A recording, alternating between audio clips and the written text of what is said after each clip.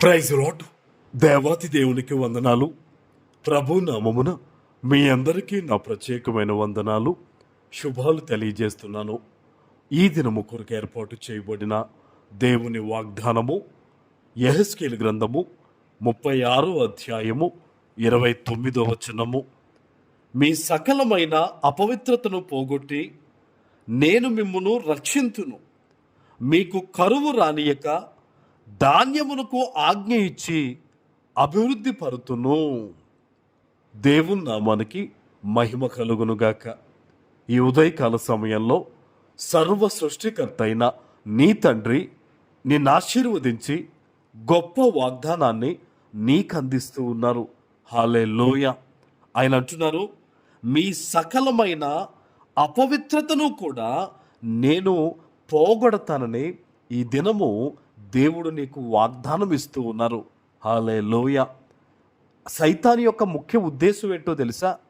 మనుష్యులలోకి పాపాన్ని తీసుకొచ్చి దేవునితో ఉన్న సంబంధాన్ని మొదట వాడు తెగొట్టాలని వాడు చేసే మొట్టమొదటి పని అదే.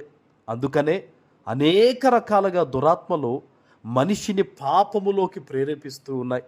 అయితే ఈరోజు నువ్వు ప్రార్థన చేస్తున్నావు కదా, దేవుని సన్నిధిలో గోజాడుతున్నావు కదా, తెల్లవారుజామునే దేవుడు నిన్ను చూచి ఇదిగో నీతో మాట్లాడుతున్నాడు. నీలో కానీ నీ కుటుంబంలో కానీ ఏదైతే అపవిత్రత ఉందో, ఏదైతే పొరపాటు ఉందో, ఏదైతే దేవునికి వ్యతిరేకంగా పాపం చేశారో దాన్నంతటినీ కూడా దేవుడు కొట్టివేస్తానని ఈరోజు దేవుడు వాగ్దానం ఇస్తూ ఉన్నాడు. హల్లెలూయా. ఆనాడు యోబండి తన బిడ్డల కొరకు, తన కొరకు దహన బలి అర్పిస్తూ ప్రతిరోజు ప్రార్థన చేసేవాడట. దేవునికి ఏదైనా వ్యతిరేకమైన పాపము చేశావేమో, నా బిడ్డలు చేశారేమో అని. ఈరోజు ఈ వాగ్దానం వింటున్న నీవు కూడా దేవుడు అపవిత్రతను తీసివేస్తా అన్నాడు కాబట్టి మనము ప్రతి దినము పశ్చాత్తాపంతో ప్రార్థన చేయాలి. ఈరోజు ఈ వాగ్దానాన్ని వింటున్న నీతోనే దేవుడు చెప్తున్నాడు, నువ్వు ఎప్పుడైతే పశ్చాత్తాపంతో ప్రార్థన చేస్తావో ప్రతి దినము కూడా దేవుని ఆశీర్వాదాన్ని పొందుకుంటావు, దురాత్మ నీ నుంచి పోతుంది. ఆమేన్.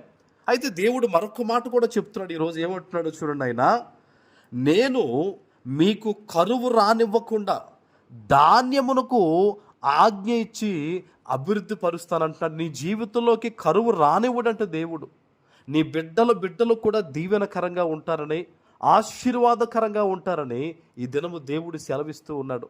కరువు రానివ్వకుండా దేవుడు ఎవరికి ఆజ్ఞ ఇస్తారట? ధాన్యమునకు ఆజ్ఞ ఇస్తారట.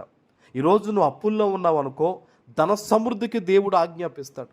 నువ్వు సమాధానం లేకుండా ఉన్నావు అనుకో, సమాధానానికి దేవుడు ఆజ్ఞాపిస్తాడు. నీ జీవితంలో ఏది కొరతుందో ఆ కొరతను దేవుడు తొలగించి సమృద్ధితో నింపుతానని ఈ దినము దేవుడు నీకు వాగ్దానం ఇస్తూ బహుగా నిన్ను ఆశీర్వదిస్తూ ఉన్నారు ఆయన. ఆమేన్. హల్లెలూయా. ఈ దినము నువ్వు సంతోషించాల్సిన దినము. ఈ దినము దేవునికి వాగ్దానం వినిచి ఉండగానే కృతజ్ఞత తెలియజేయాల్సిన దినం ఈరోజు. నా ప్రియ దేవుని బిడ్డలారా, ప్రభు నీతో మాట్లాడుతున్నాడు. నీ మీద ఉన్న ప్రతి పాపమును ఆయన రక్తములో ఈరోజు మరలా కడుగుతాడు.